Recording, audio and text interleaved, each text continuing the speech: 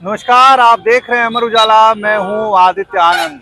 बिहार की सियासत एक बार फिर से गर्मा गई है। गर्माने का कारण बांकीपुर उपचुनाव में जीत हासिल करने वाले प्रशांत किशोर हैं। प्रशांत किशोर पर एक बार फिर से सवाल उठाया गया है। यहाँ आयकर गोलंबर के पास एक पोस्टर लगाया गया है। इस पोस्टर पर लिखा है कि प्रशांत किशोर जी, आपसे एक सवाल है। अब आप चुनाव जीत गए हैं। आपने बिहार पुलिस और संवैधानिक संस्थाओं के पर आरोप लगाया, चुनाव आयोग पर पक्षपात का झूठा आरोप लगाया था।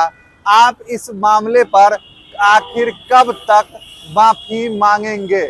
बांकीपुर की जनता को निवेदक बनाया गया है और कहा गया है कि बांकीपुर की जनता आपसे सवाल पूछ रही है।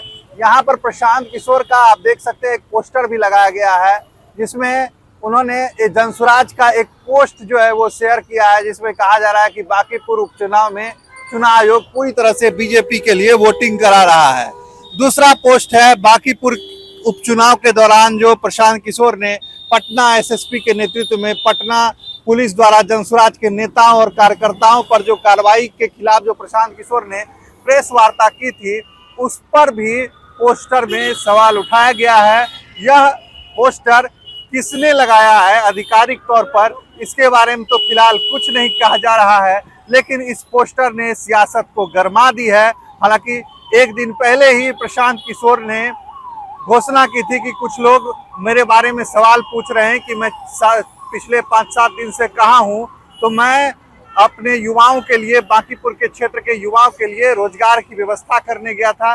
प्रशांत किशोर ने बांकीपुर के युवाओं को 10,000 युवाओं को नौकरी देने की भी बात कही। उन्होंने कहा था कि आप अपना सीवी भेजिए, मैं आपको नौकरी दूंगा। इसके बाद यह पोस्टर लगा है। इस पोस्टर से सियासत गरमा गई है और हालांकि जनसुराज ने अब तक इस पर कोई आधिकारिक तौर पर प्रतिक्रिया नहीं दी है, लेकिन भाजपा के लोग इस पर क्या कह रहे हैं, आइए जानते हैं। बांकीपुर की जनता तो उनसे जो है से जानना चाहती ही है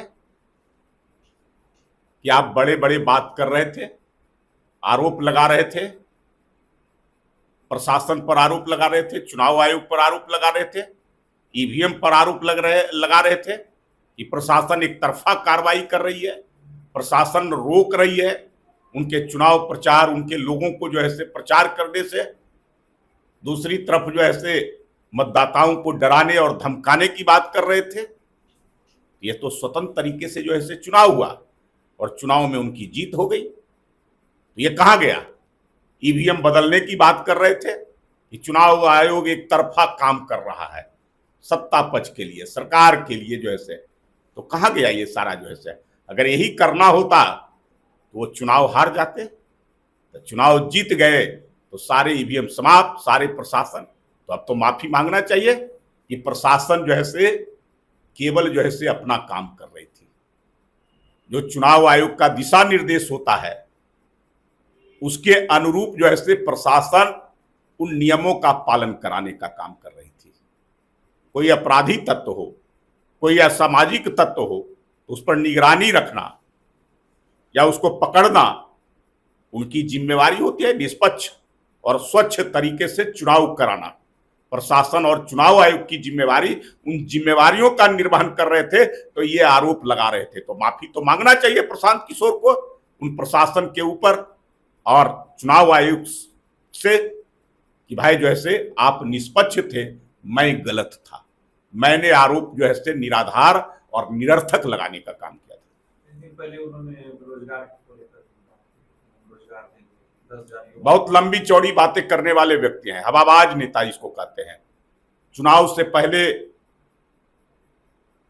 बहुत बात किए थे, कैंप लगाए थे जिलों के अंदर में, और उन्होंने कहा था प्रत्येक परिवार से, प्रत्येक घर से एक एक लोगों को नौकरी।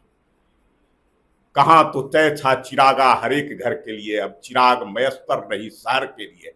उसके बाद कहां चला गया? उन्होंने कहा था 25 सीटें जदयू को आ जाएगी तो हम राजनीति से संन्यास ले लेंगे। 85 सीटें आ गई जदयू को। उसके बाद फिर चुनाव लड़ने आ गए। ये परिस्थिति था, उस परिस्थिति बस वो चुनाव जीत गए। तो ये पीआर एजेंसी चलाते थे दूसरी पार्टियों के लिए प्रचार प्रसार करने के, पोस्टर लगाने के, नारा गढ़ने का। अब जो है से ये प्लेसमेंट एजेंसी खोल रहे हैं। अब लोगों से बायोडाटा मांग रहे हैं और उसके बाद कंपनियों से बात कर करके उसमें भी रोजगार ढूंढ रहे हैं, उसमें भी अपना व्यापार ढूंढ रहे हैं, उसमें भी कुछ कमाई करेंगे, लोगों को ले जाएंगे। बहुत सारे जो है से लोग जाते हैं विदेशों में, एजेंसी ले जाता है और वहां जब फंस जाता है, वापस आना चाहता है तो आने नहीं देता है, उसको कैद करके रखता है। तो प्रशांत किशोर बांकीपुर के उन नौजवान और बेरोजगारों को ले जाकर के कहीं फंसाएंगे और उसके बदले में कमाई करेंगे। यहाँ भी जो है से वो रोजगार अपना ढूंढेंगे और बेचारा जो है से वो ठगा जाएगा। बांकीपुर का नौजवान बेरोजगार वो आना चाहेगा, वापस निकलना चाहेगा तो निकल नहीं पाएगा। ऐसा ठग जो पूरा बांकीपुर को लूट लेगा। आपके राज्य की खबरें, आपके शहर की खबरें सबसे पहले जानने के लिए देखते रहें अमर उजाला। चैनल को सब्सक्राइब जरूर कर लें और पाएं हर अपडेट।